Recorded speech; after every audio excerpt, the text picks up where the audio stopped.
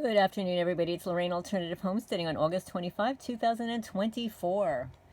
And I may be speaking quickly because of my phone space. So I've got a question for you guys. We always talk about plausible deniability, but do we really know what it means? So let's describe the meaning of plausible deniability. When and why is it used, and who uses this tactic?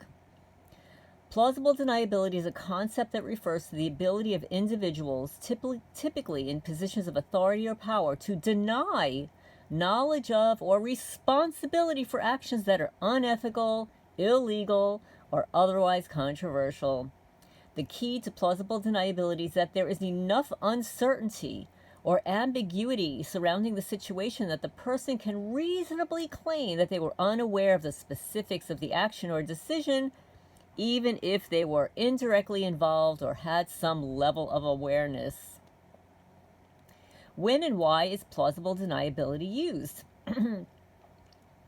Well, one, political and government contexts.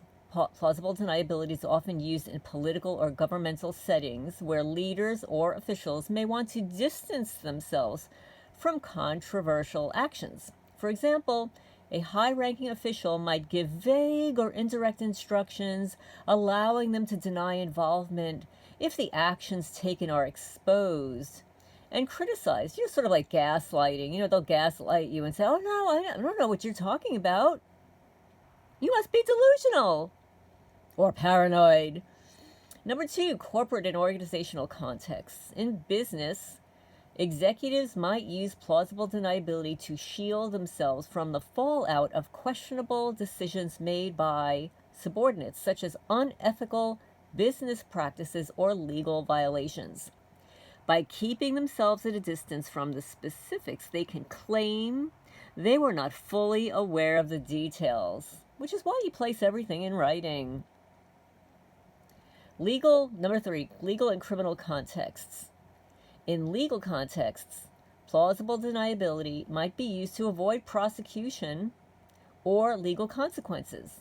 For instance, individuals involved in criminal activities might structure their operations so that those in charge have limited knowledge of the illicit activities, allowing them to deny responsibility if caught.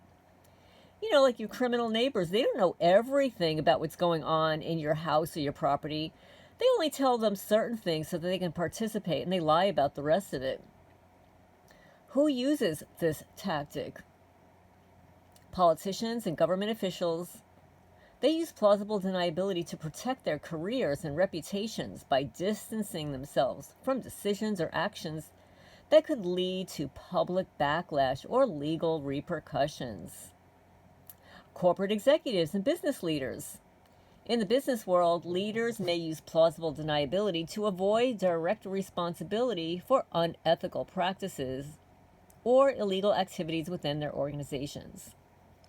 Criminal organizations, like the criminals on patrol, the WAPs, the MOPs, the cops, the WAPs, the witches on patrol, the criminal organizations, the Freemason losers, all of those criminal organizations in regard.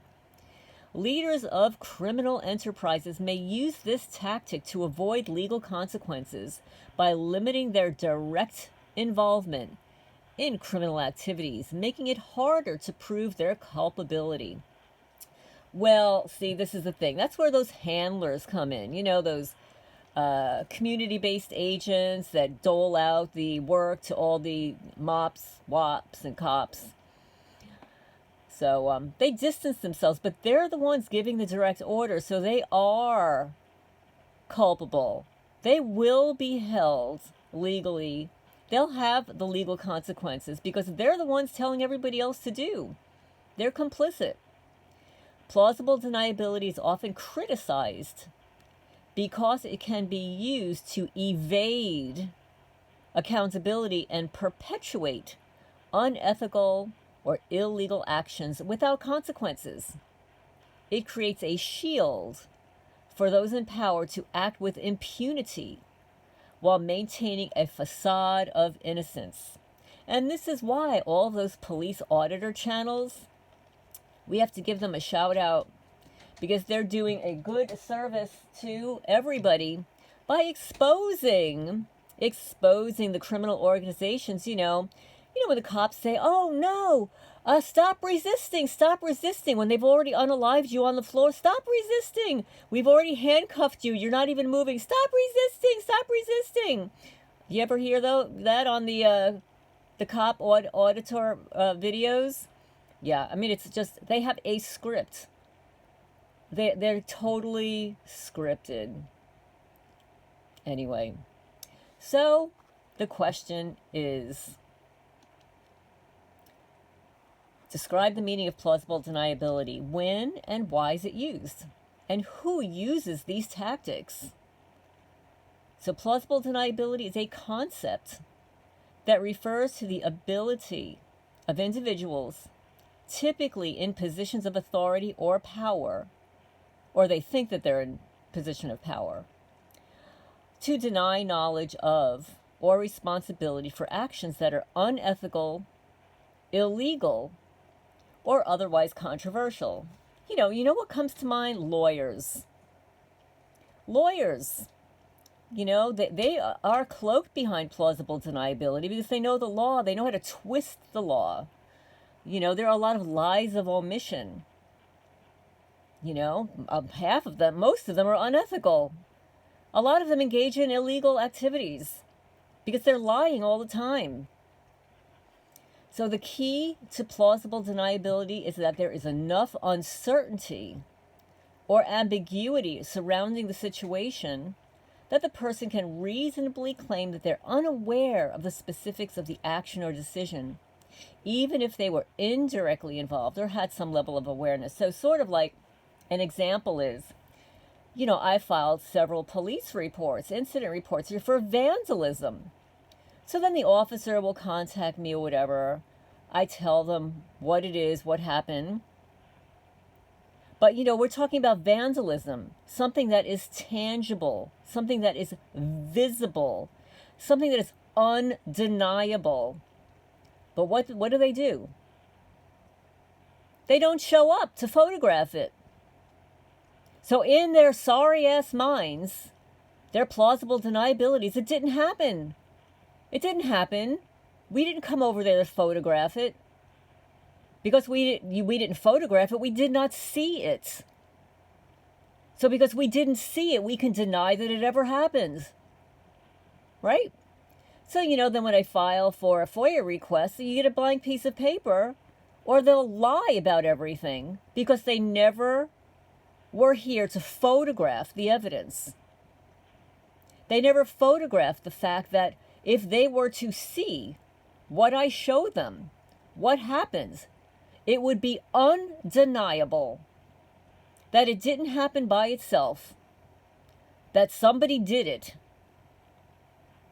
that somebody might have done it with a weapon, sort of like the triangle that was cut into my right forearm on May 1, May Day, the Deluminati holiday, High Witch holiday, through a heavy sweatshirt, actually one that I'm wearing today, and long sleeves, which I'm also wearing today, even though it's like 90 degrees outside, because that's the way I dress. Yeah, so how possibly could I have had a triangle?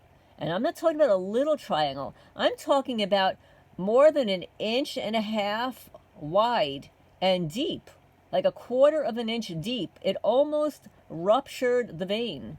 It came a nanosecond close to my vein. How could they have done it with such precision? Perfect triangle. Plausible deniability. Oh yeah, it was the cat. So the cat cut through that heavy duty sweatshirt, long sleeves, your long sleeve shirt, but the cat never punctured the clothing. I'm still wearing it. There's not even a fray mark on it. So this is called weapons testing. It's plausible deniability, but nobody was here. Nobody was here to photograph all the damage to my property so they can say, it would never happened. Or when I went to the sheriff's department, I brought bags of trash that were dumped on my property. You know what the sheriff says? He said, oh yeah, people around here dump garbage. I said, excuse me? It's against the law. I mean, isn't it your job to uphold the law? You know? So anyway, this is Lorraine Alternative Homesteading, discussing plausible deniability and how it's another gaslighting tool. So I'm going to sign off for now. I hope everybody's doing okay. Hit the thumbs up, help get the message out there. If anybody wants to donate to my cat rescue, even $1, it's Freya's Cat Rescue. I've got Cash App and PayPal. And thank you, everybody, for joining in the chat last night. We stayed on for a couple of hours. I was surprised that we stayed on so long, but I got some great information. People emailed me afterwards with some even better information, so I hope to share that with you in the not-too-distant future.